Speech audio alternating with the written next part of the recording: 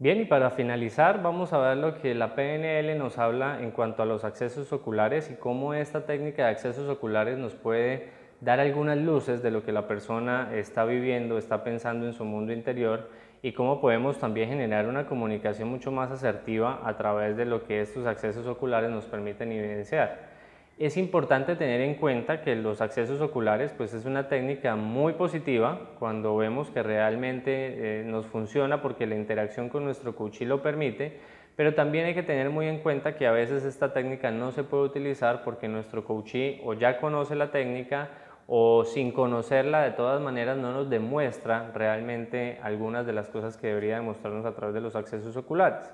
Y lo otro también que puede suceder es que hay personas que definitivamente no muestran absolutamente nada o lo que muestran no es realmente aquello que podamos interpretar de una manera segura y confiada. Así que la recomendación antes de explicarles qué es la técnica, es que sencillamente esta técnica no sea utilizada de manera unitaria, digamos, no sea utilizada de una manera sencilla y simple, solamente enfocados en esta técnica, sino que sea complementada también con el resto de lo que es el proceso de comunicación para ver si realmente está funcionando y si realmente nos está emitiendo información de valor y información confiable. Entonces, ¿qué son los accesos oculares? Digamos que la información que nosotros tenemos codificada en nuestro cerebro pues está almacenada en distintos lugares del cerebro y estos lugares tienen una relación directa con el tipo de pensamiento y procesamiento que se está haciendo.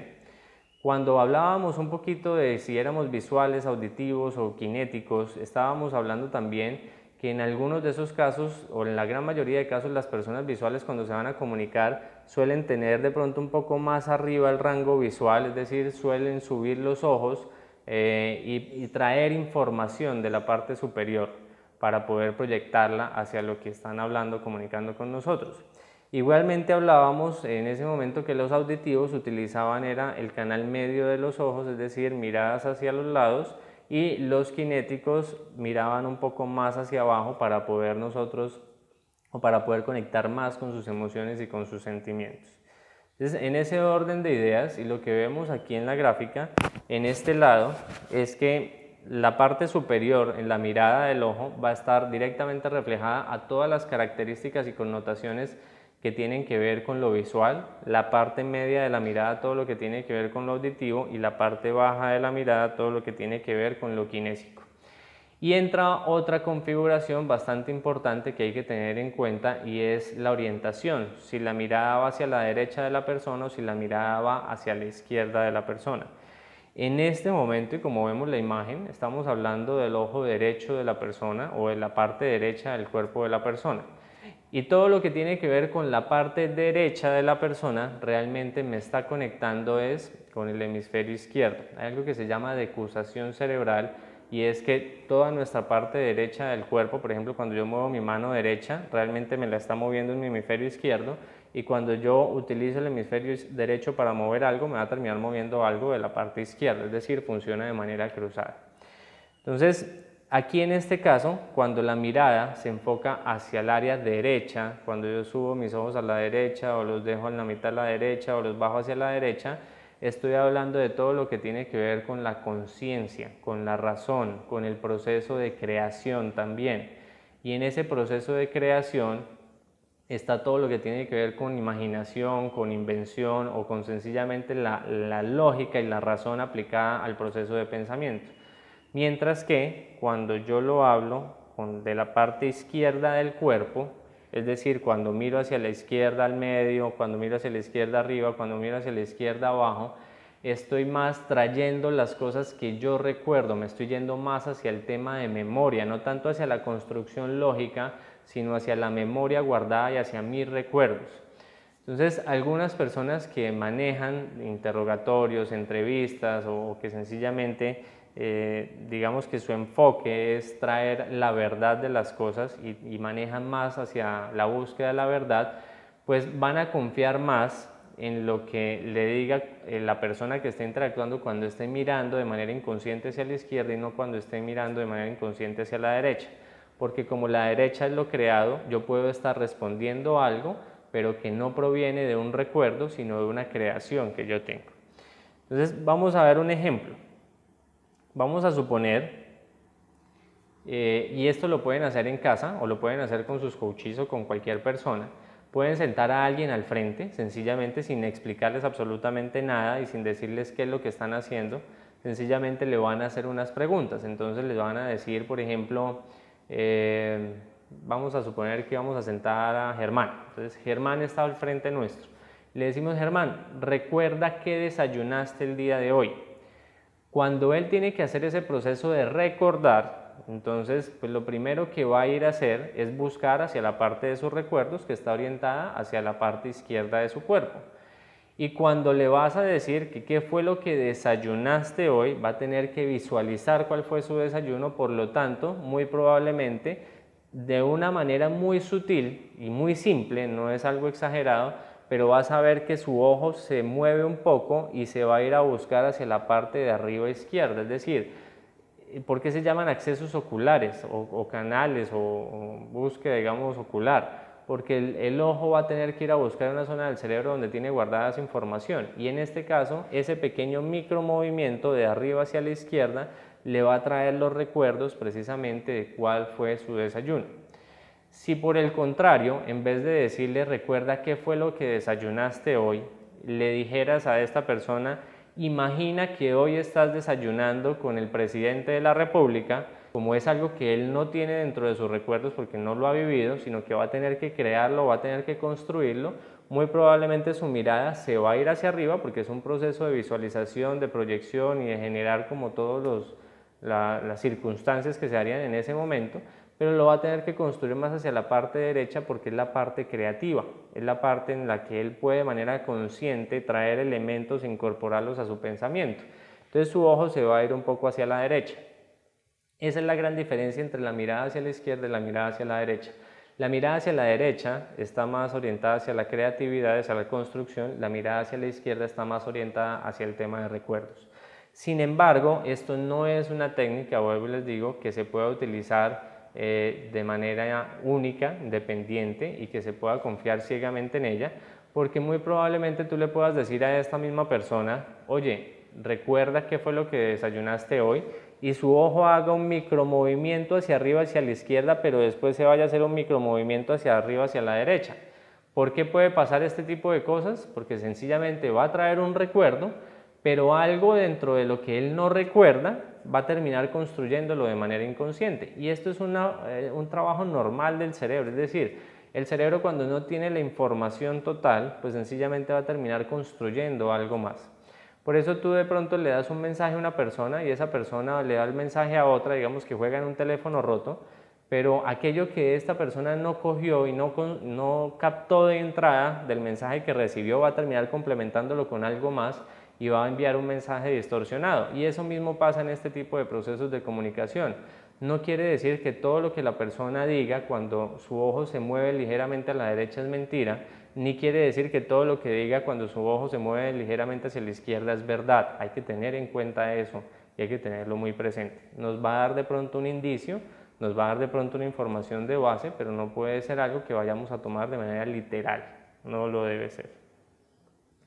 Igualmente pasa cuando hablamos de temas, por ejemplo, auditivos. Entonces, si tú le dices a alguien, oye, recuerda cuál canción es, recuerda la letra de la canción que más te guste. Entonces, lo auditivo se maneja en el canal central, por lo tanto, ese recuerdo se va a ir de pronto hacia la izquierda la mirada. Y si le dices, construye un ritmo que te parezca agradable, pues sencillamente se va a ir hacia la parte creativa del centro, que sería la parte derecha. Ahora bien, lo kinético, que es las emociones, los recuerdos, pero ya desde la parte emocional directamente, ¿sí? Se va a ir hacia la parte de abajo y en este caso, cuando es la parte baja izquierda, se da más que todo hacia el diálogo interno, es decir, hacia lo que nosotros mismos construimos dentro de nuestra mente, y cuando se va hacia la parte de abajo a la derecha, ya serían un poco más los temas emocionales, la parte kinésica como tal. Pero en últimas, la parte baja es la parte de las emociones. Por eso cuando estamos de pronto con una emoción negativa, pues bajamos la cabeza y bajamos la mirada porque profundizamos en esa emoción. Cuando estamos en una emoción positiva, por lo general subimos. ¿Por qué? Porque eso nos hace idealizar, proyectar y cambiar el estado de ánimo. pero por lo general también podemos conectar emociones positivas entrando hacia la parte más emocional con una mirada baja y con una cabeza baja. Esos son los accesos oculares. ¿Para qué se utilizan los accesos oculares? Se utiliza, uno, para poder evidenciar si la persona quizás nos está diciendo todo lo que realmente es, ¿sí? Dos, cada vez que tú haces una pregunta a un coachee, vas a ligeramente a estar enfocado, digamos, en la orientación de su ojo para poder evidenciar en qué momento genera algún tipo de pensamiento y en qué momento aquello que te está diciendo realmente está siendo coherente, porque si te está diciendo una cosa con la voz, otra cosa con el cuerpo y otra cosa con los ojos, pues sencillamente no vas a encontrar coherencia en esto y no vas a tener información válida para poder seguir con la sesión de coaching. Entonces, en ese orden de ideas debes o hacer otro tipo de preguntas, ¿sí?, que sean más o menos la misma orientación pero formuladas de otra manera para poder hallar alguna verdad oculta, o sencillamente hablar con franqueza con la persona y decir que no estás confiando del todo en lo que él te está diciendo, que hace falta algo más. Inclusive muchas veces las personas de pronto se quedan en silencio, ¿bien? Y al quedar totalmente en silencio tú puedes decirle, hey, miras los accesos oculares y de pronto está mirando muy hacia la parte derecha, muy hacia la parte izquierda, y puedes inmediatamente decirle eso, dime eso que estás pensando, dime eso que estás recordando, dime eso que estás creando, para estimular a la persona que diga, bueno, ¿cómo usted sabe que estoy pensando o en qué estoy pensando? No, no sé en qué estás pensando, pero sé que estás pensando y estás tomando una información de pronto valiosa que no me estás dando, porque los accesos oculares te muestran que está buscando mucho algún tipo de información. Así que puede ser algo valioso este tema. Si ya quieres profundizar un poco más dentro de lo que sería la verdad o la mentira dentro de un proceso de comunicación, habría que ver otro tipo de estrategias adicionales, no solamente los accesos oculares. Y una de las estrategias de pronto más acertadas que se combina con los accesos oculares es algo que se llama la clave de la verdad o la clave de la mentira, se conoce de distintas maneras. Y esto se hace calibrando a la persona. Entonces tú le haces una serie de preguntas a la persona en la cual sepas cuál es la respuesta de la persona, ¿bien? Por ejemplo, si tú me fueras a preguntar algo a mí y necesitas calibrarme, pues me preguntas si mi color de piel es blanco y te voy a decir que sí. Y si te lo voy a decir sin ningún tipo de titubeo, ni ningún tipo de gesto, ni nada de eso. Adicionalmente a eso me preguntas si, por ejemplo, soy hombre o soy mujer, pues te voy a responder que soy hombre y te lo voy a decir sin ningún tipo de titubeo, ni de gesto, ni de nada de eso. Pero también, después de que ya calibras cómo son mis respuestas ante preguntas que son 100% confirmadas, que son positivas o que te estoy diciendo la verdad, me haces preguntas en las cuales sepas que voy a decirte una mentira, ¿bien? O que sepas que no voy a darte toda la información. Y cuando las personas responden ese tipo de preguntas en las cuales o no estás diciendo toda la verdad o estás diciendo mentiras, cada persona tiene una clave particular para decir mentiras. Quizás algunos se rascan el cuello antes de responder, quizás otros te están mirando siempre y cuando le haces ese tipo de pregunta desvían la mirada a algún lado, quizás otros se ponen rojos, quizás otros sencillamente se incomodan y se empiezan a mover, otros sencillamente se cruzan los brazos, pero te vas a dar cuenta que cada persona, cuando tú le dices o le preguntas algo en donde sabes que de pronto te va a decir una información errada o no completa, va a tomar un gesto particular, ¿sí? En ese orden de ideas, y si lo configuras también con los accesos oculares, vas a tener una habilidad bastante grande para poder detectar cosas que sean 100% verdad o que no sean verdades completas o que sean mentiras.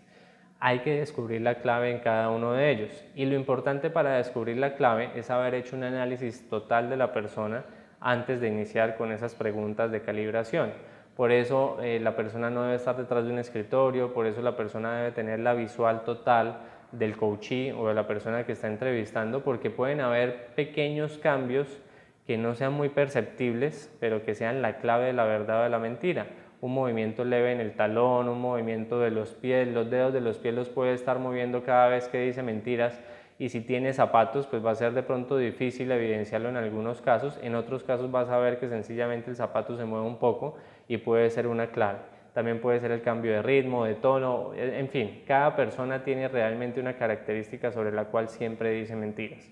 Esa característica es la que hay que tomar sin que la otra persona se dé cuenta que lo estamos haciendo, para poder tener una comunicación mucho más asertiva con este coachee o con esta persona. Este es el tema de los accesos oculares. Los invito a que profundicen mucho más en todo lo que tiene que ver con programación neurolingüística. Hay múltiples libros, documentos, cursos, certificaciones de PNL que van a poder servir realmente para el proceso de crecimiento tanto personal como de apoyo hacia los coachees. Es un tema que tiene bastante profundidad. Acá vamos a ver solamente algunos de los principales aspectos. Lo otro lo vamos a ir complementando muchos de otros aspectos de PNL que, como les decía anteriormente, van a estar incluidos en el resto de módulos porque sencillamente es la misma información, solamente que el enfoque va a ser distinto. Pero en últimas debemos ir conociendo de todo un poco, y más que esta técnica es quizás una de las que más vigencia tiene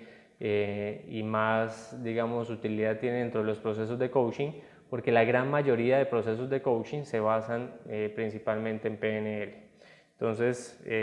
cualquier duda, cualquier inquietud, seguimos comentándola a través del foro, a través del chat o de las sesiones que tenemos presenciales, y vayan profundizando mucho más en estos temas. Muchas gracias.